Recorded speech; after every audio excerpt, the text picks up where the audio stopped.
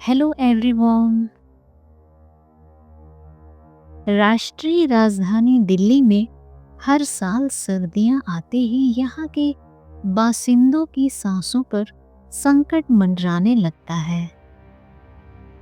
सरकार के तमाम दावों के बावजूद यहाँ की वायु स्वच्छ नहीं हो पा रही है।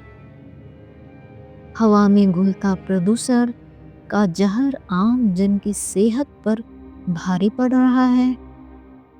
हालत यह है कि मंगलवार को दिल्ली का वायु गुणवत्ता सूचकांक 400 अंक पार कर गया, जो गंभीर श्रेणी में आता है।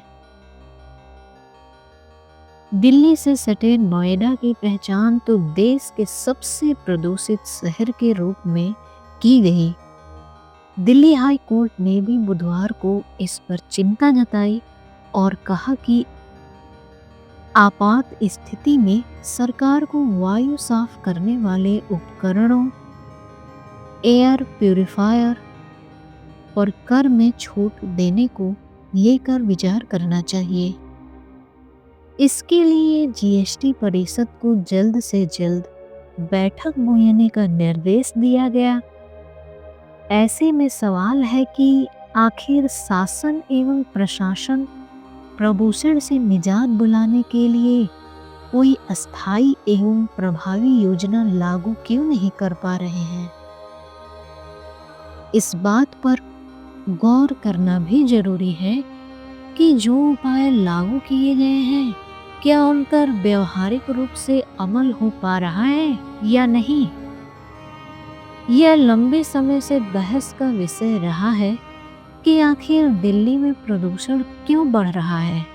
इसके लिए कभी पड़ोसी राज्यों में पराली जलाने की घटनाओं को जिम्मेदार ठहराया जाता है, तो कभी दिल्ली एनसीआर में बढ़ती वाहनों की संख्या तथा उद्योग और निर्माण एवं ध्वस्तीकरण कार्यों को वजह बताया जाता है।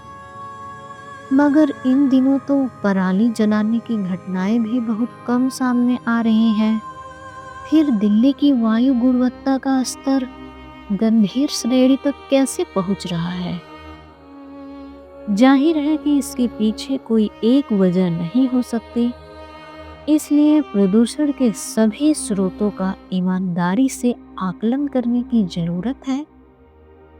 दूसरा यह सवाल भी महत्वपूर्ण है कि दिल्ली उच्च न्यायालय के सुझाव पर अगर वायु साफ करने वाले उपकरणों पर सरकार जीएसटी में छूट दे देती है, तो इसका लाभ भी आर्थिक रूप से सक्षम तबके तक ही सीमित रहेगा। बाकी आम लोगों को तो जहरीली हवा में ही सांस लेना पड़ेगा। उनके स्वास्थ्य की चिंता कौन करेगा।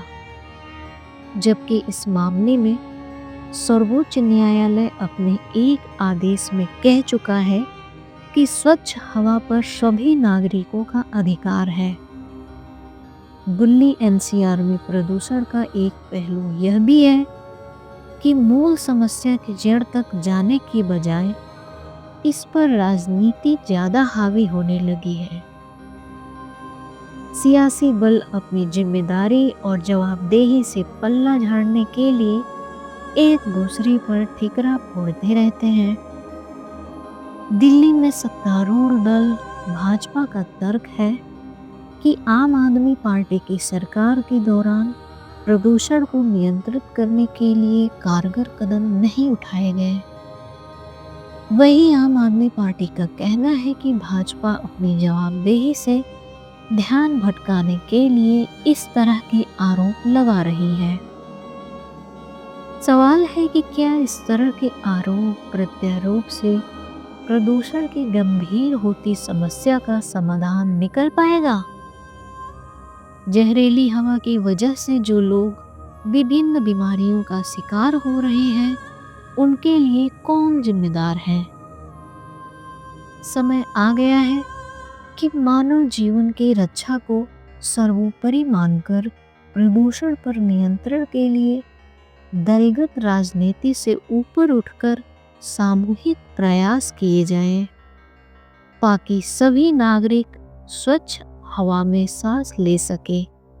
धन्यवाद।